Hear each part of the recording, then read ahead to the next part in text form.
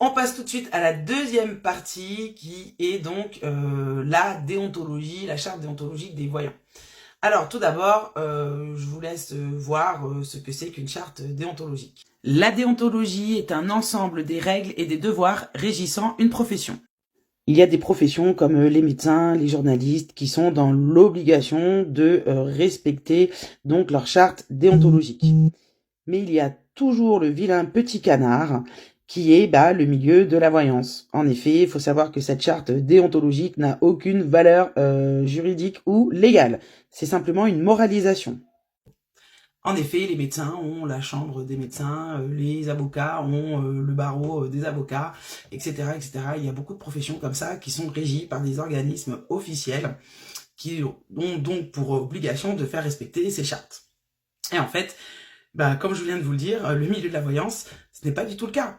Il y a bien effectivement l'INAD, l'Institut National des Arts Divinatoires, qui essaye de moraliser cette profession depuis 1987, donc même avant la légalisation de la voyance.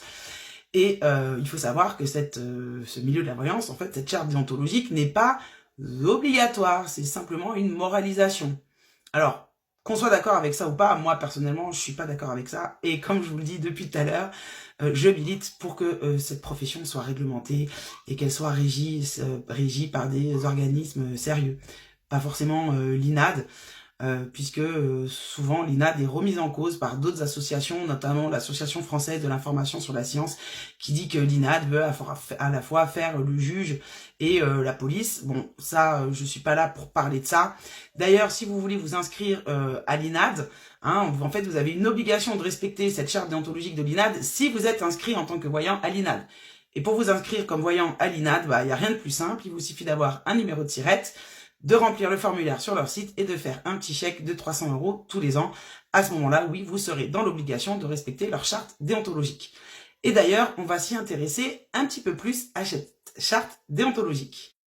Voici donc cette charte déontologique. Donc dans le préambule, il nous explique en gros qu'on peut devenir du jour au lendemain médium, voyant, astrologue. Et c'est vrai qu'ils n'ont pas tort. Donc en fait, ils expliquent qu'ils ont créé cette charte pour moraliser un petit peu la profession.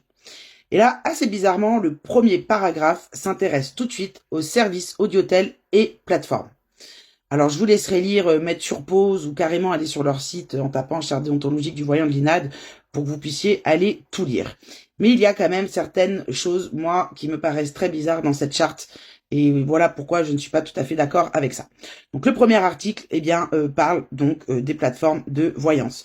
Cela prouve bien que cette charte déontologique n'est pas faite pour protéger les consultants ou les voyants, mais bien plutôt les plateformes de voyance qui font appel à d'autres voyants. En effet, si ces plateformes de voyance ne respectent pas cette charte déontologique, si les voyants qui travaillent sur ces plateformes ne respectent pas, on peut en fait en gros se séparer du voyant et dire moi je suis censé respecter cette charte déontologique, le cabinet, donc c'est pas de ma faute, c'est le voyant qui n'a pas respecté.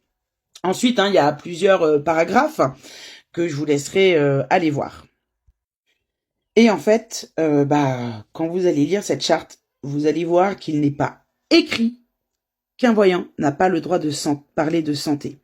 Et je vais même vous dire, il y a même plus grave que cela. On va faire un petit retour en arrière. N'hésitez pas à aller sur le site de l'INAD pour lire cette charte, les amis, mais je vous fais juste un petit retour en arrière.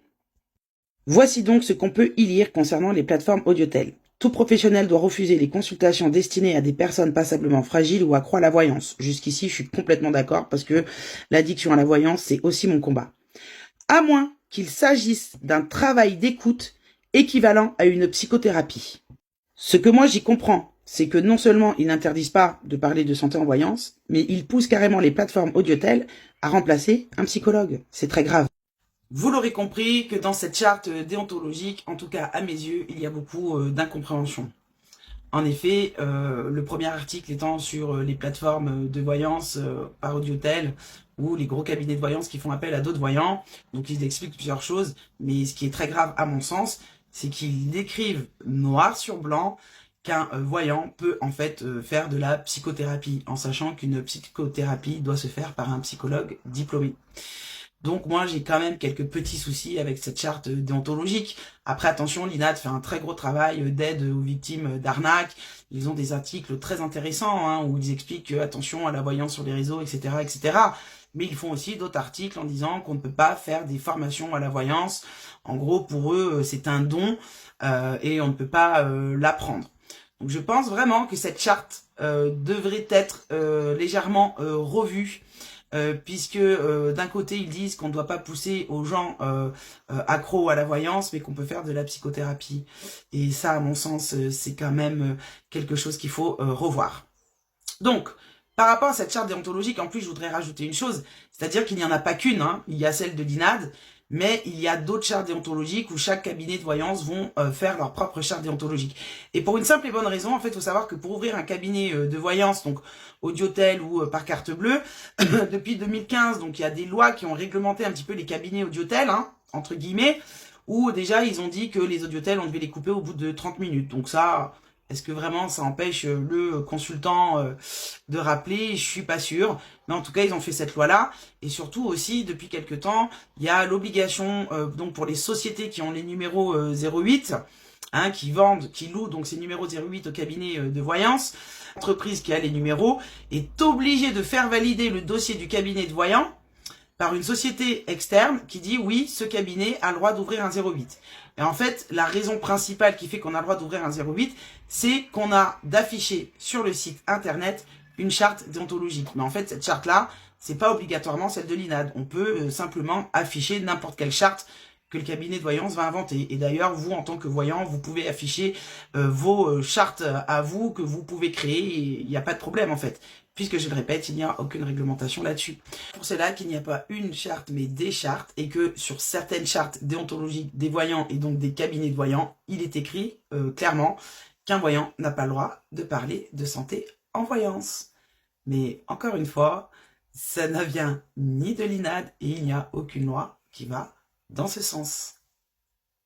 Donc vous l'aurez compris, sur la partie déontologique, souvent on te dit dans la déontologie du voyant, on n'a pas le droit de parler de santé.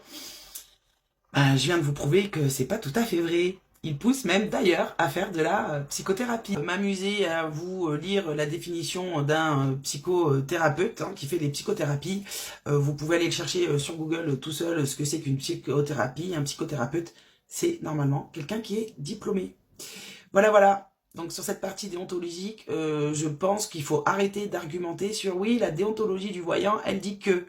Il faut vraiment arrêter ça. Parce qu'en fait, pour moi, cette déontologie-là, ces déontologies-là, elles ne valent rien du tout. Et d'ailleurs, elles n'ont aucune valeur légale. On va passer tout de suite à la troisième partie qui, là, est une partie qui m'intéresse beaucoup, qui est donc la partie éthique et professionnelle.